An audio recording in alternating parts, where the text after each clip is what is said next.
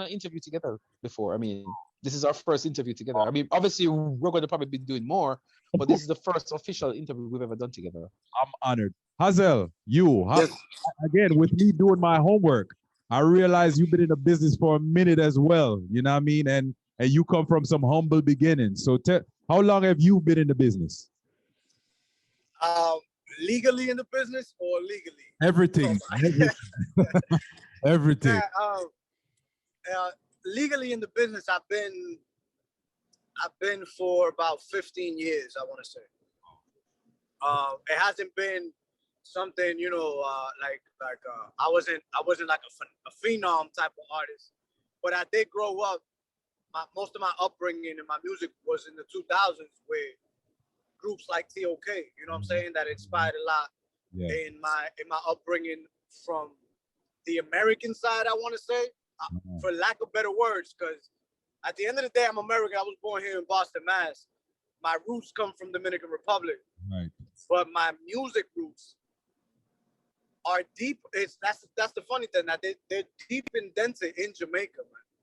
And the music, the Afro drumming from back in the day, which is why I got a lot of influence in the salsa. You know, in our salsa comes from Afro beats, really. You know what I'm saying? So it's such a dope mixture that I grew up here, man. It's humble because we ain't rich, right? But we've been working for a while, but it's a rich mixture of cultures here that you know I adapted as an artist and in my upbringing.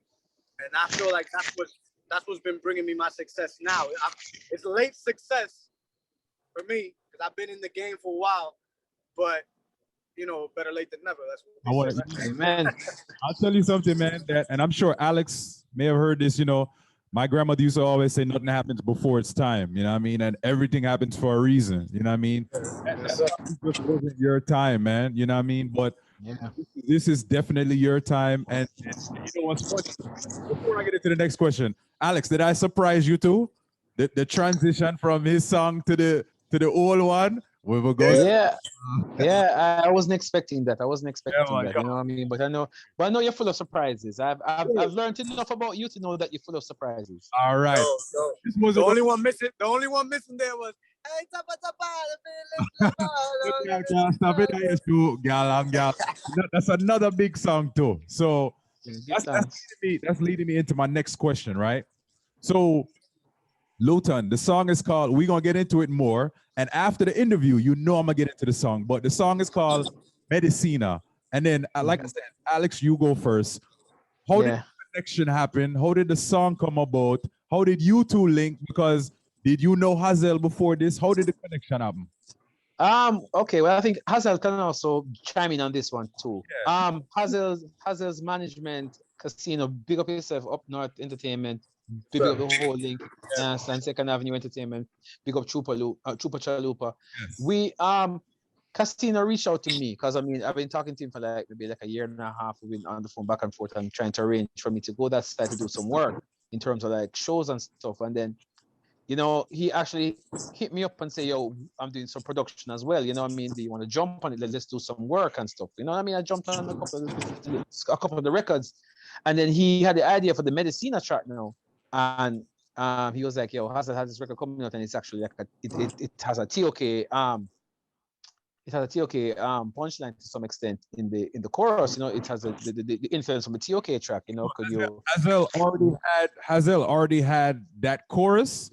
Yeah, he had the chorus and the verse before. Yeah, he had the chorus and then they checked me, and I said, all right. I like it. I mean, I even told the guys in TOK, I'm like, yo, guys in TOK, I'm like, yo, bro, a remix for our song is coming out. I'm on it. You know, I'm just letting you guys know from now. This is what's happening. You understand what I'm saying? I'm like, all right, cool. You know, it's all. He didn't want to jump on it too. No. But I mean, it wasn't like they didn't know about it until after it happened. Oh, you understand? I told them after the fact. I mean, and everybody, as you know, everybody's doing their own thing now. So they reached out to me, so I did what I had to do. Okay. So I hooked up. They said, "Hey, they want to get if they can get Beanie Man on the record," and I'm like, "I can." Yeah, I know Beanie Man. We know we've done work as TOK with Beanie Man in the past. I spoke to the producer of my album, Big Up Kabir.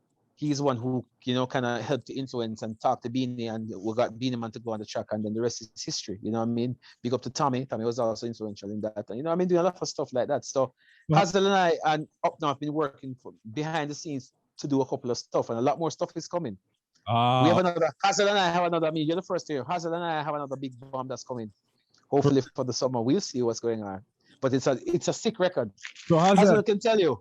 Hazel, when you found out you got Alex and you got Beanie Man on the track, what were your thoughts? Because you should have known from then it was going to blow up. So when you found out about Alex and then Beanie Man, what were your thoughts?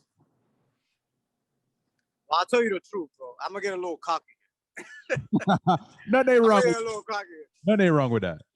It was like a mission for me to make this happen, because I've studied a lot of, you know, I'm Dominican, so in DR right now, for those who don't know, there's a genre that's been up for years already. It's kind of like a branch of what's reggaeton, is Spanish reggae. It's like a faster paced reggaeton that's considered called dembow in DR, right? Okay. And dembow, I don't know if you guys, you know, of course you remember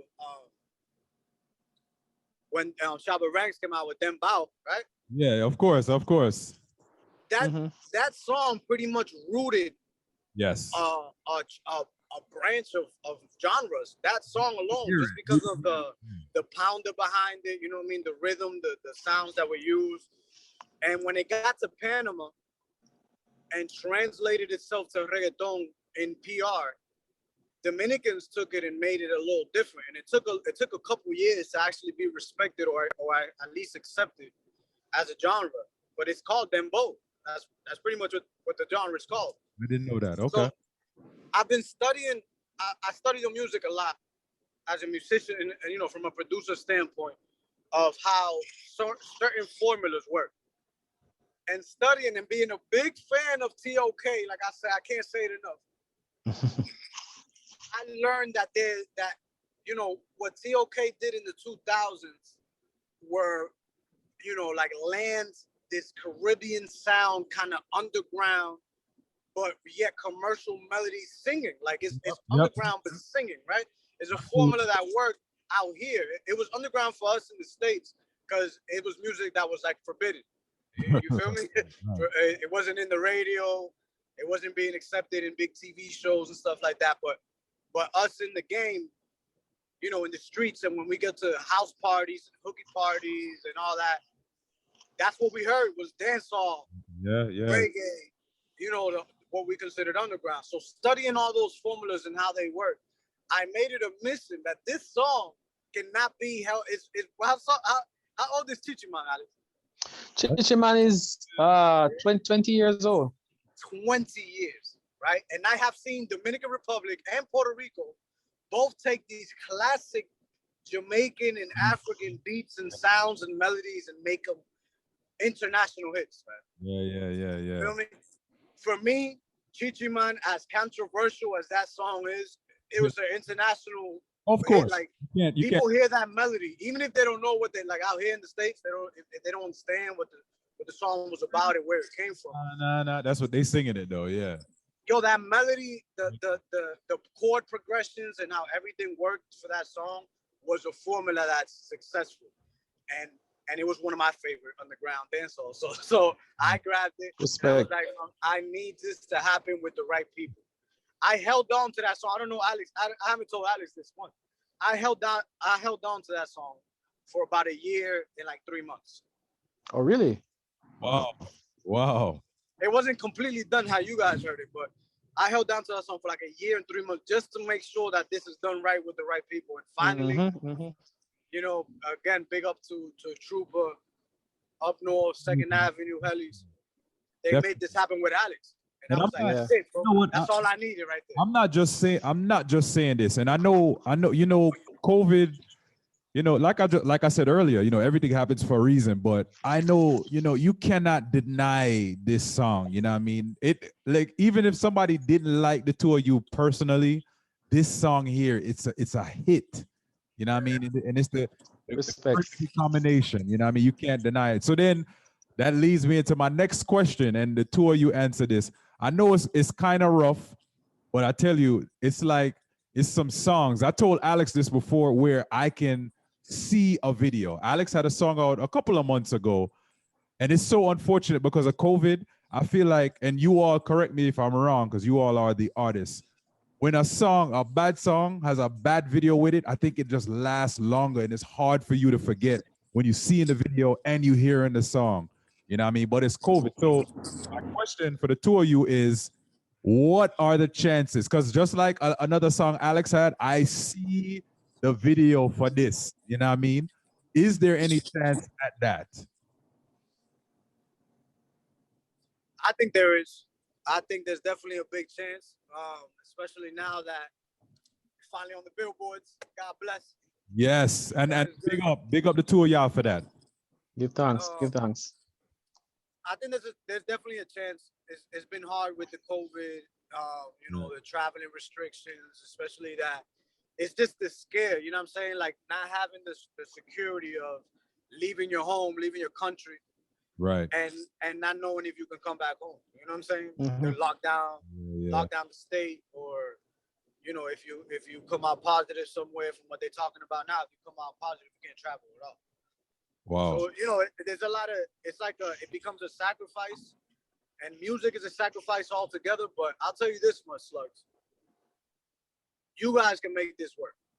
The public can make this happen. Facts. Because as long as this song keeps climbing the way it is, and it keeps being accepted the way it is, that you guys are the dictators. We have to give you opinion. You know what I'm saying? Definitely. And as a matter of fact, I want to say this as well. I have to big ups as well to my boy Silverback. He's all the way in Sweden. He's the one who actually mixed that record. Silverback is amazing, amazing dude. Don't worry, Slugs. You're gonna know more about Silverback coming soon. The same way you know about Flavor One and Richie Loop, you're gonna know about Silverback. He's an animal, is what he is. So big up Silverback. He's the one who actually mixed. Because as I said before,